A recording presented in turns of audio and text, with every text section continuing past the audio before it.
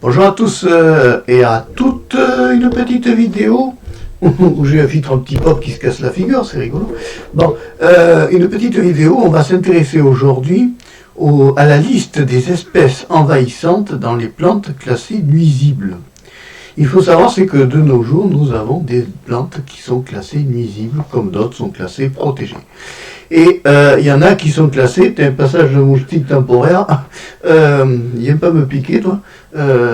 Donc ces plantes-là sont envahissantes, et nous allons voir cette liste qui est déjà bien faite. Je mettrai le lien de l'article vers le Wikipédia dans la description, bien sûr, et nous allons regarder tout ça. Donc, liste d'espèces envahissantes classées les plus nuisibles au... Oh là, c'est joli ça. Ça, c'est joli celle-là.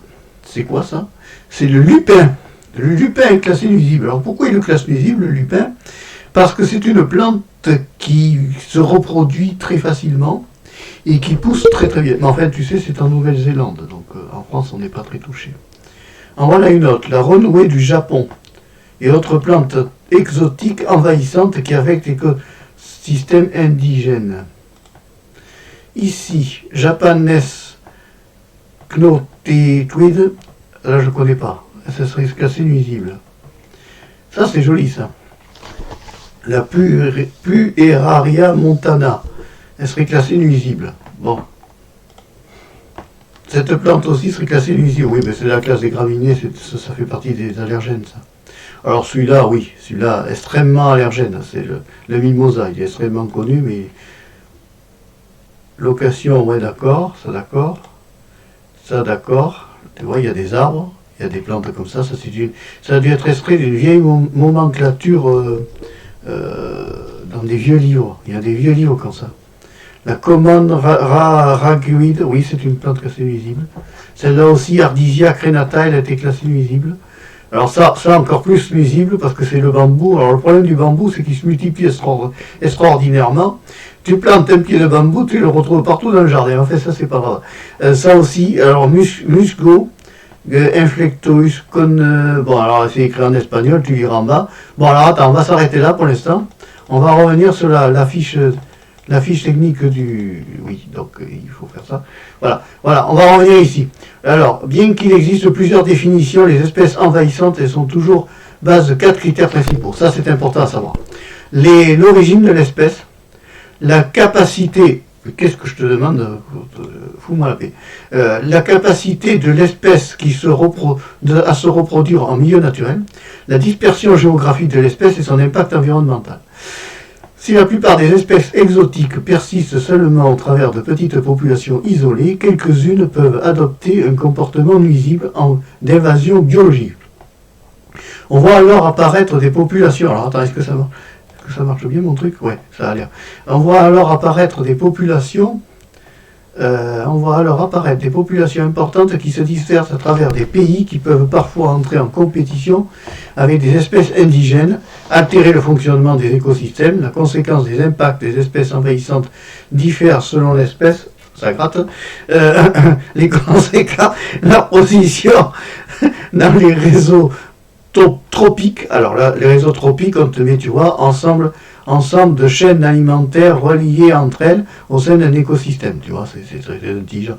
Et leur capacité de colonisation interviennent sur la nature, intensité, ampleur des impacts. On distingue généralement les effets écologiques, principalement à l'altération du biotope. Voilà. Alors il faut savoir, c'est qu'actuellement nous avons donc des espèces classées nuisibles comme des espèces protégées.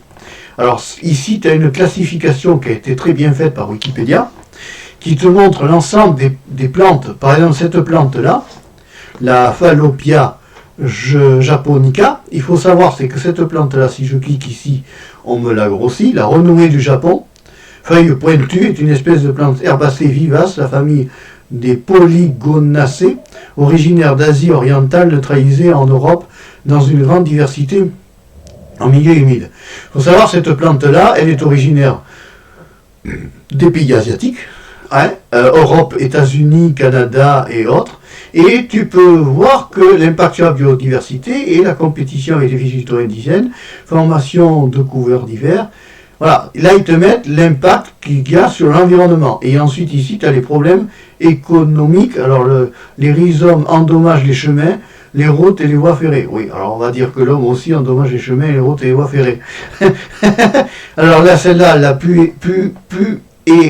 Pueraria lobata, tu vois, on te met la photo, et tu as tout son impact sur la biodiversité. Donc je vais faire une montée comme ça. L'acacia, qu'est-ce qu'il a? Lui, diminution de la production forestière. Et oui, quand il se présente des acacias, il y a moins de plantes endémiques qui se mettent autour. Il faut le savoir. Et ça provoque des allergies, les acacias, tu vois, allergies. Alors ça peut être embêtant. Mais enfin, tu sais, Australie, Nouvelle-Zélande, et il n'y a pas trop à s'inquiéter. L'acacia, donc la lentus, l'aepogium, ouais, d'accord. Donc toutes ces plantes-là, on a très peu de chances de les croiser en France. Est-ce qu'il y en a de françaises? Amérique centrale, tu vois, c'est mondial, hein. Costa Rica, ouais, il n'y a rien en France là, pour l'instant. Australie, je te mettrai le lien dans la description de l'article pour que tu puisses aller le consulter, d'accord les amis? Voilà, Sri Lanka, il y en a, hein, tu te rends compte, il y en a des espèces de plantes, il y en a plus que des espèces protégées finalement. Amérique centrale, Mimosa, fais voir celui-là. Oula, ouais, on connaît ça. Ouais, ça ressemble à la... Ouais, ça, ouais. Oh, ça c'est joli. Oh, ça, on l'a pas en France, ça. Les cactus. Il est marrant, celui-là. Ouais. Prunus. Prunus, c'est la famille des pruniers, ça, normalement. Vite, voilà, les fleurs, comme ça, tu vois. Pourquoi le rhododendron, il est classé nuisible? Qu'est-ce qu'il a fait de particulier, le rhododendron? Attends, fais voir. Rhododendron, qu'est-ce qu'il a? Impact sur l'exploitation forestière. Compétition importante pour la lumière des plantes indigènes se situant en dessous de la canopée. Le rhododendron ne survive pas et ne peut plus se rétablir à nouveau. Il semblerait que le miel de rhododendron soit toxique, provoquant des problèmes intestinaux et cardiaques. Ah bon, il faut un miel de rhododendron et il y aurait des problèmes cardiaques. La sévérité des symptômes dépendrait de la qualité de miel contaminé et consommé. Ah et oui, ça c'est le cas du miel, oui bien sûr, puisque ce sont les insectes quand ils vont polliniser le rhododendron, qui peuvent polluer le miel, oui, oui, ça y est, ça m'en vient. D'accord. Donc tu vois, danger pour ça. On pense pas, parce que c'est une très jolie fleur, là, le rhododendron, et on pense pas que ça puisse polluer le miel, tu vois. Robinier, alors Robinier, qu'est-ce qu'il a lui? Les épaisses racines, oui d'accord, c'est pas méchant. Oui, de la rose, d'accord. Bon, en fait, je vais pas les citer tous, parce que tu vois, il y en a une vente de trucs. Alors, il y a aussi dans les espèces envahissantes, t'as aussi les plantes aquatiques. Alors là, c'est un autre problème. La myriophylle, oui, elle est connue celle-là. Alors celle-là, elle se reproduit extrêmement bien, la myriophylle. Tu la reconnais comme ceci. Hein. Le dessin est très très beau, du reste. Bon, ça on en trouve partout. Si tu pêches, tu vas en sortir des masses, de la myriophylle, ça je te garantis. Celle-là, oh, jolie gravure. Oh là là, c'est extrait d'un livre ancien, ça.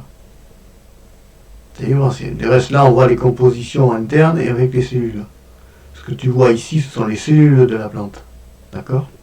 Tu le sauras. Alors voilà, Calupea. Qu'est-ce que c'est celui-là, Codum? Ah oui, on en trouve des fois.